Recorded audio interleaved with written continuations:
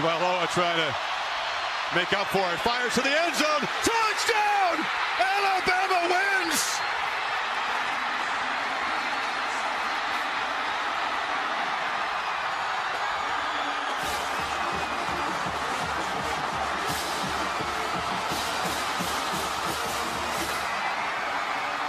The Crimson Tide will not be denied.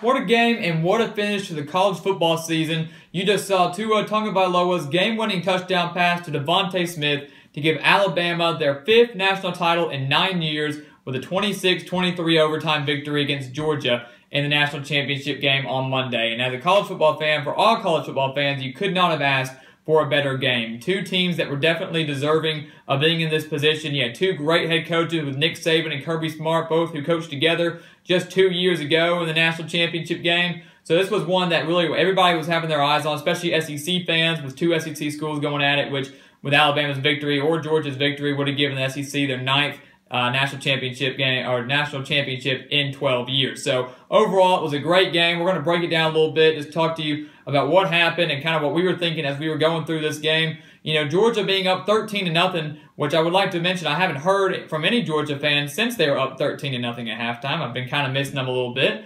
But nonetheless, they were up 13-0 at halftime, and I really was thinking, this, you know, that was not how people thought this game was going to go. Jalen Hurts was completely shut down by this Georgia defense. He only had 21 passing yards at this point and just a little over 45 yards rushing as well. So that was really a storyline there. They weren't generating any offense whatsoever, and it was all Georgia at the break. And then Nick Saban made a very interesting call to put in Tua Tagovailoa to come in as quarterback. Keep in mind, he was a true freshman. He had appeared in a couple games over the course of the season. You had him coming into that Vanderbilt game, which he played very well in, but of course they were winning big at that point. He was coming in as a true freshman, down 13 points in the biggest game of his entire career. And, man, he just amazed me. We saw he had a great arm, was able to move with his feet, and he was really the spark that Alabama needed to get back into that game. You know, his first drive was not great, but after that, he was really able to start to get things going.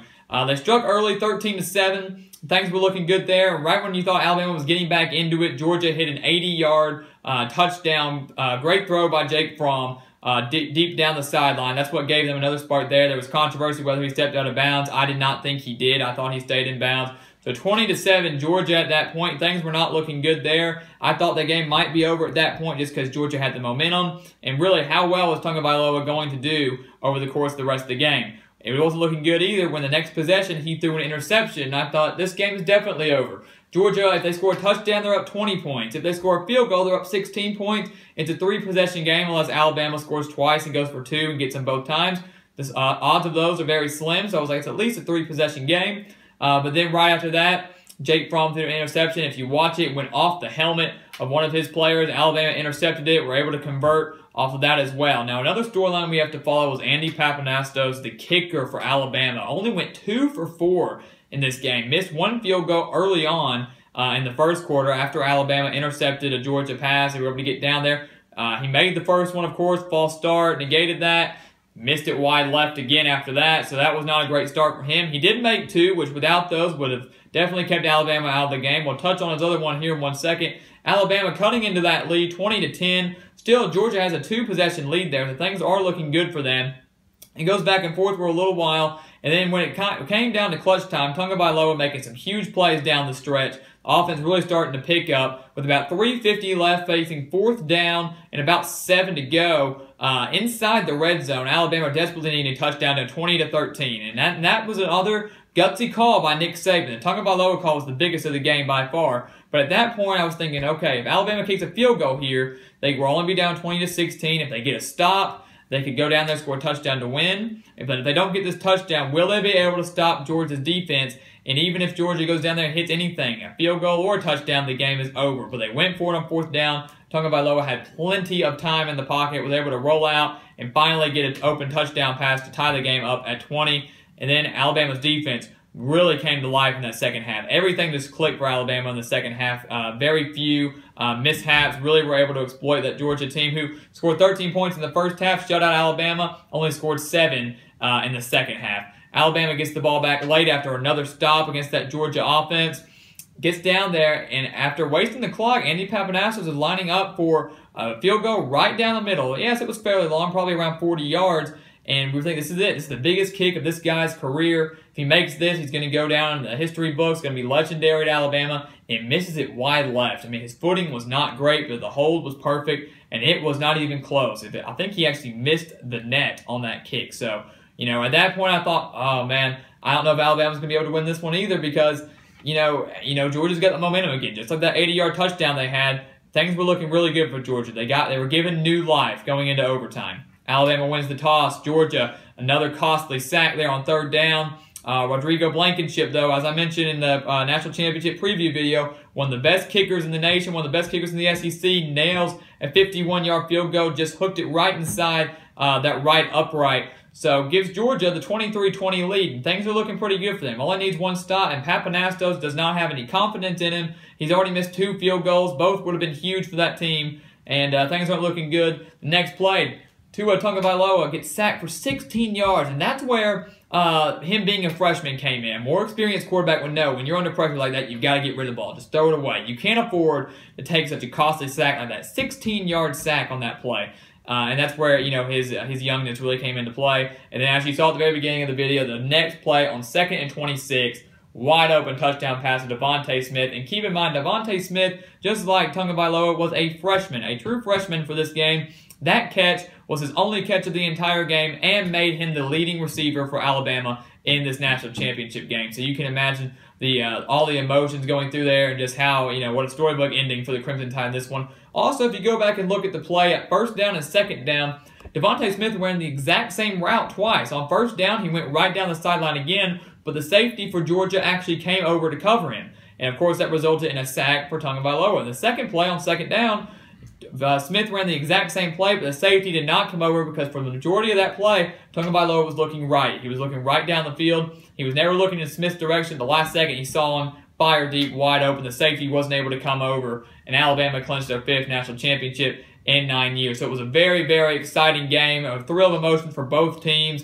and really you couldn't have asked for a better game. Like I said, both teams were very deserving of being in this game. You know, the thrill of victory for Alabama, a comeback win. You can just go ahead and watch Nick Saban's emotions on the sideline, as well as Kirby Smart too. You know, what a heartbreaking defeat for the Bulldogs, but he definitely has them in the right direction. They're once again a national power, and things are definitely looking up for the Bulldogs. One thing I do want to mention, and I know a couple of people have touched on this, was the way Alabama played. They played very well. They also played very dirty, in my opinion. Some cheap shots here and there, some roughing the passer penalties, some face mask penalties, and then Mekhi Brown, if you didn't see it, punched the Georgia guy on the kickoff.